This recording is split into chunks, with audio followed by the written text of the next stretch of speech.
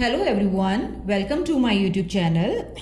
आज मैं आपके सामने बहुत ही important topic council of minister बताने वाली हूँ। इसके बारे में आज मैं आपको फुल डिटेल दूंगी काउंसिल ऑफ मिनिस्टर्स के बारे में। सो काउंसिल ऑफ मिनिस्टर आजकल न्यूज़ में क्यों है?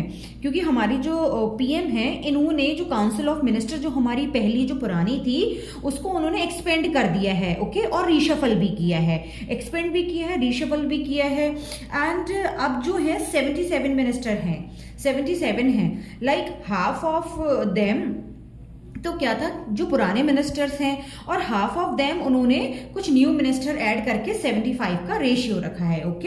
अब उसके की पॉइंट्स क्या हैं? अब हमारे जो काउंसिल ऑफ मिनिस्टर्स में है, कौन कौन से आर्टिकल्स इंपॉर्टेंट है, कौन कौन से आर्टिकल हैं वो इसमें इंक्लूडेड हैं। जैसे हमारा आर्टिकल 4 हो गया है। आर्टिकल 4 हमारा बताता है कि काउंसिल ऑफ मिनिस्टर्स का स्टेटस क्या है। ये जो आर्टिकल 4 है, ये काउंसिल ऑफ मिनिस्टर्स का स्टेटस डील करता है। और आर्टिकल 75 है, ये इनका जो टेन्योर है, इनका अपॉइंटमेंट है, इनकी रिस्पॉन्सिबिलिटीज हैं, और काउंसिल ऑफ मिनिस्टर्स की क्वालिफिकेशंस हैं, ओथ है, सैलरीज हैं, अलाउंस हैं। ठीक है, ये सारी चीजें जो कंटेन करता है, जो डील करता है, वो आर्टिकल 75 करता है। अब काउंसिल ऑफ मिनिस्टर्स की 3 मेन कैटेगरीज होती हैं। हमारा सबसे पहला होता है कैबिनेट मिनिस्टर्स, दूसरा होता है ministers of states, and third है हमारा डिप्यूटी मिनिस्टर्स। और इन्हीं तीनों जो कैटेगरीज हैं, इनके सबसे ऊपर होते हैं हमारे पीएम, प्राइम मिनिस्टर। अब हम जानते हैं कैबिनेट मिनिस्टर के बारे में। कैबिनेट मिनिस्टर क्या होते हैं? ये अगर देखा जाए तो ये मिनिस्ट्री पूरी हेड मिनिस्ट्री है। These are the head important ministers of the external government है।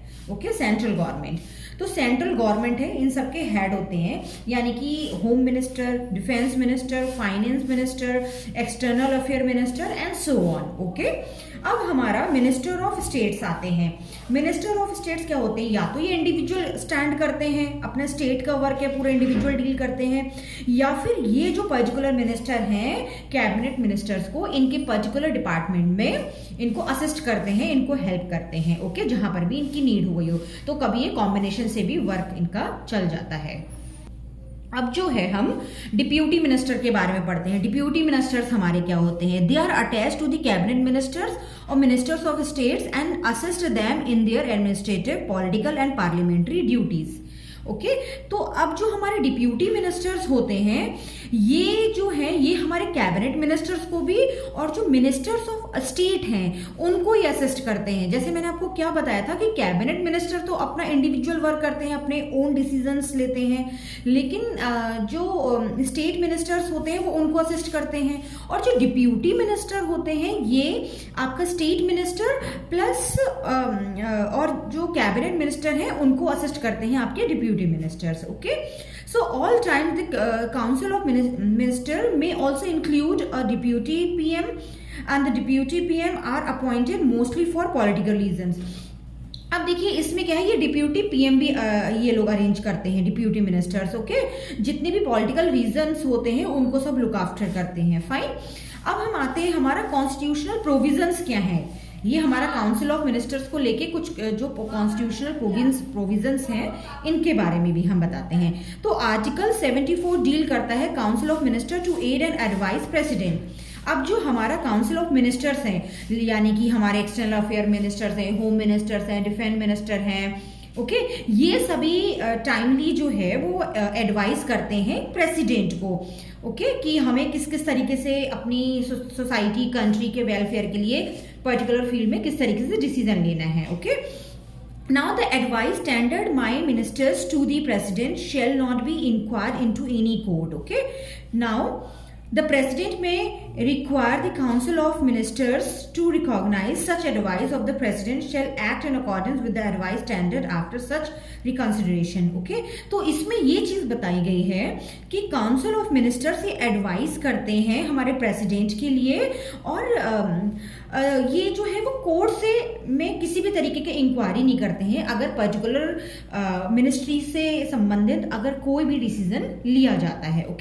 तो ये पूरा जो डिसीजन लिया जाता है, ये काउंसिल ऑफ मिनिस्टर की एडवाइस पे प्लस हमारा प्रेसिडेंट की एडवाइस पे हम पर्टिकुलर मिनिस्ट्री या डिपार्टमेंट से लेके बिजनेस मतलब पूरा डिसीजन लेते हैं एंड जो भी मैटर्स हैं उनको कैरी फॉरवर्ड करते हैं। Okay, and council of minister advice करते हैं आपके प्रेसिडेंट के भी लिए। Okay, wherever it is necessary. Okay, now अब आर्टिकल हमारा 75 क्या डील करता है? आर्टिकल 75 देखिए क्या डील करता है। Other provision as to ministers. Okay, the PM shall be appointed by the president, and other ministers shall be appointed by the president on the advice of the PM. देखिए अब article 75 देखिए क्या deal करता है। Okay, अब इसमें जो PM है, PM को अपॉइंट करते हैं यहाँ पे प्रेसिडेंट, ठीक है। और एक बार जब प्रेसिडेंट जो है वो PM को अपॉइंट कर लेते हैं तो उसके बाद जो है वो हमारा यानी कि president like appointed by the president on the advice of the PM.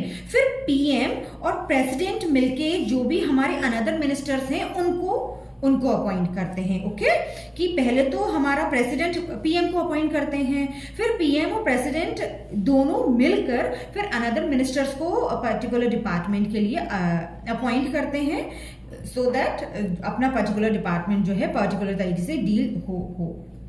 जैसे अगर लाइक हमें ट्रांसपोर्ट मिनिस्टर हमें अपॉइंट करना है, या एक्सटर्नल अफेयर हमें मिनिस्टर अपॉइंट करना है, या हमें होम मिनिस्टर है या डिफेंस मिनिस्टर हमें अपॉइंट करने हैं ओके कंट्री के लिए, तो वो हमारा प्रेसिडेंट और पीएम की देख रेख में और उनकी एडवाइस के ऊपर जो फाइनल होता है उसी तरीके से वो पर्टिकुलर डिपार्टमेंट के लिए पर्टिकुलर मिनिस्टर अपॉइंट किए जाते हैं। Okay, now the total number of ministers including PM in the council of ministers shall not exceed 15% of the total strength of the लोक सभा। ओके, अब जो हमारे इनकी जो नंबर ऑफ दी मिनिस्टर्स हैं वो लोकसभा में 15% होने चाहिए। Okay, 15%। Total members of minister जितने भी हैं जो हमारे मिनिस्टर हैं वो होने चाहिए हमारे 15%। Okay, including PM. ओके, और 15% से ज्यादा नहीं होना चाहिए लोकसभा के लिए। Okay, now this provision was added by the 91st amendment act of 2003। और ये जो प्रोविजन निकला था कि काउंसिल ऑफ मिनिस्टर और प्रेसिडेंट मिला के लोकसभा के 15% होना चाहिए, ये प्रोविजन कहां से निकला था? कौन से अमेंडमेंट एक्ट से? 91st amendment act of 2003। Okay, now a minister who is not a member of the parliament अब देखिए, a minister who is not a member of parliament for any period of 6 consecutive months shall cease to be a minister। Okay, अब जो भी हमारे minister हैं वो 6 consecutive months के लिए सीज किए जाते हैं। ओके, अब आर्टिकल 77 में देखिए अब हम क्या पढ़ते हैं, conduct of business of the government of India.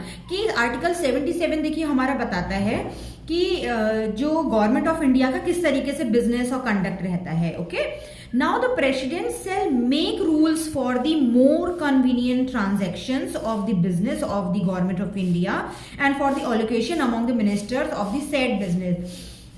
अब देखिए आर्टिकल 17 ये बताता है कि जो हमारा पर्टिकुलर डिपार्टमेंट के मिनिस्टर्स होते हैं इनका किस तरीके से, इनको कहाँ कहाँ एलोकेशन देनी है और किस तरीके से इनका बिजनेस होगा उस पर्टिकुलर क्षेत्र में। ओके, नाउ आर्टिकल 78 हमारी पीएम के ड्यूटीज बताता है। ओके, पीएम के ड्यूटीज बताता है that to communicate to the president all decisions of the council of ministers relating the administration of the affairs of the union and proposal for the legislation। okay, now article 17 हमें PM की duty बताता है कि जो to communicate to the president all decisions, कि हम इसमें president से सारी बातचीत करने के बाद में काउंसिल ऑफ मिनिस्टर्स को उनका जो डिपार्टमेंट का वर्क है, जितने भी उनके अफेयर्स हैं वो उनके बारे में पूरा बताया जाता है। ओके, कि वो किस तरीके से उन्हें वर्क करना है। आर्टिकल 88 देखिए क्या बताता है, rights of ministers and respects of the houses, कि जितने भी हमारे काउंसिल ऑफ मिनिस्टर्स में है उनके राइट क्या है, उनके अधिकार क्या हैं अपने अपने हाउसेज में। Okay, so every minister shall have the right to speak and take part in the proceedings of either house any joint sitting of the house. Okay, कि जो भी हमारे काउंसिल ऑफ मिनिस्टर्स में है इन्हें बोलने का अधिकार है पार्लियामेंट में किसी भी हाउस में। ओके, किसी भी हाउस की जितनी भी प्रोसीडिंग्स हो रही है हमारे, whether it is of Lok Sabha और Rajya Sabha, any joint sitting of the house and any committee of the parliament of which he may be named a member but he shall not be entitled to vote. इनको बोलने का तो अधिकार है, proceedings का भी अधिकार है काउंसिल ऑफ मिनिस्टर्स को, बट ये वोट नहीं दे सकते हैं। Okay, but he shall not be entitled to vote, but इन्हें वोट देने का अधिकार नहीं है पार्लियामेंट में। ओके, अब रिस्पॉन्सिबिलिटीज बताते हैं कि हमारे काउंसिल ऑफ मिनिस्टर्स की रिस्पॉन्सिबिलिटी क्या होती है। इनकी रिस्पॉन्सिबिलिटीज जो होती हैं वो कलेक्टिव रिस्पॉन्सिबिलिटीज होती हैं।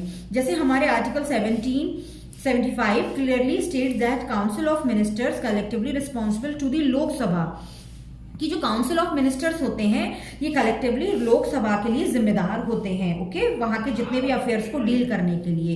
This means that all the ministers own joint responsibility to the Lok Sabha for all their acts and omission and commissions, कि लोकसभा में जितने भी हमारे बिल पास किए जा रहे हैं, जितने भी एक्ट बनाए जा रहे हैं, जिस चीज़ पे भी प्रोसीडिंग्स चल रही हैं या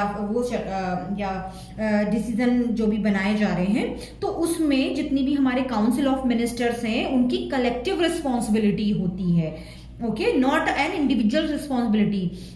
लाइक आपका कोई डिफेंस मिनिस्टर है तो वो उसका अपना पूरा अफेयर, उसके सारे थॉट्स। ओके, होम मिनिस्टर्स हैं हमारे। ओके, तो जिस तरीके से भी जो मिनिस्टर है इन सब की कलेक्टिव रिस्पॉन्सिबिलिटीज होती हैं for to take ahead of the country. Okay, thank you.